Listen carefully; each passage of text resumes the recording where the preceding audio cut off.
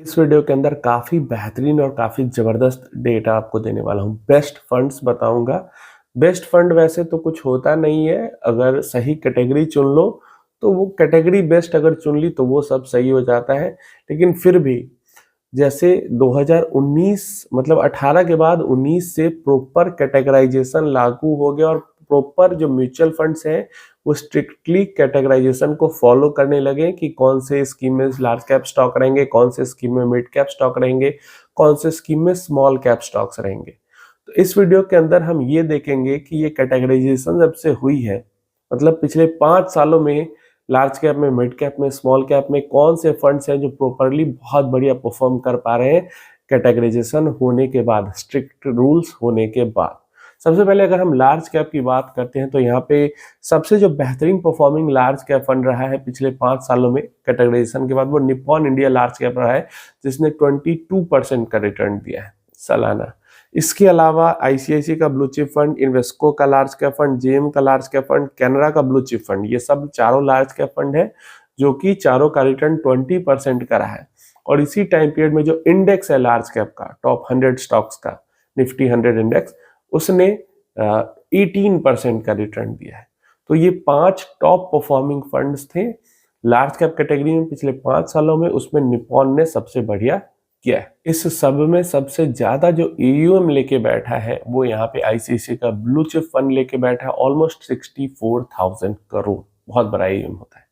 Next mid cap fund की अगर हम बात करते हैं तो यहाँ पे सबसे ऊपर हमारे पास मोतीलाल का मिड कैप फंड हो जाता है। क्लियर है? 5 ईयर्स में इनका रिटर्न है क्वांट और मोतीलाल दोनों का ही 35% का है। फिर भी पॉइंट्स में थोड़ा सा ज्यादा मोतीलाल के मिड कैप का हो जाता है। इसके अलावा एडलवाइज का मिड कैप का 33%, PGM mid cap 32% and Nippon का मिड कैप 31% रिटर्न रहा है। तो यहाँ पे मिड कैप कैटेगरी में पिछले 5 सालों में 2 फंड्स है जिन्होंने सबसे ज्यादा रिटर्न दिया एकदम बराबर, वो है मोतीलाल और क्वांट। अब क्योंकि ये दोनों में डिफरेंस होता, लेकिन मोतीलाल के मिड कैप ने पिछले 1 साल में बहुत तगड़ा रिटर्न दे दिया है, लगभग 64% का। और जो क्वांट का मिड कैप है उसने पिछले 1 साल में बहुत बेकार रिटर्न दे दिया है, 9 के बराबर का लगभग, जिस कारण से ये दोनों बराबर आ गए। नहीं तो पास्ट में जैसी परफॉर्मेंस थी और सेम इस साल भी क्वांट की मिड कैप की परफॉर्मेंस रह जाती तो क्वांट के आसपास कोई फंड नहीं रहता। बट जो है सो है, पिछले 5 सालों में इन दोनों फंड्स ने मिड कैप कैटेगरी को डोमिनेट किया है। जो इंडेक्स का रिटर्न रहा है वो रहा है 29% का। और सबसे बड़ा इन सब में सबसे बड़ा एयूएम अभी निप्पॉन के पास है, ऑलमोस्ट 35,000 करोड़ का। नेक्स्ट हम आते हैं स्मॉल कैप कैटेगरी पे। स्मॉल कैप कैटेगरी में जो पिछले 5 सालों में सबसे बेहतर करने वाला फंड है वो है क्वांट का स्मॉल कैप फंड, अभी भी 48% का रिटर्न हमें दिख जाता है। नेक्स्ट हमारे पास आता है bank of India 40%, Nippon 38%, Canara bank को 37%, एडलवाइज 36%। और जो बेंचमार्क इंडेक्स का रिटर्न रहा है स्मॉल कैप टू 50 इंडेक्स का, वो रहा है 31% का।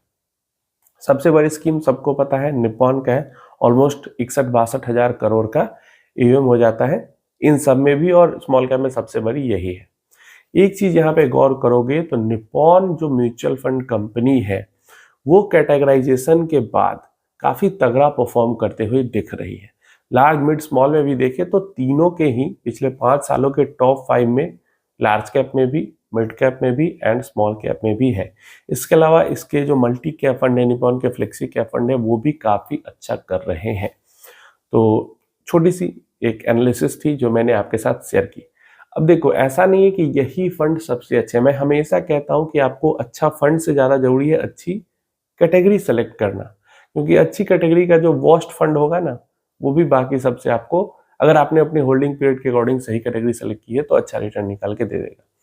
तो प्रॉपर जो कैटेगराइजेशन हुआ है म्यूचुअल फंड्स का, लार्ज मिड स्मॉल का, मल्टी फ्लेक्सी भी अलग अलग हुए हैं, उसके बाद से इन 3 large cap category, mid cap category and small cap category में ये 5 फंड्स हैं जिन्होंने सबसे बेहतरीन अपनी परफॉर्मेंस दिखाई है।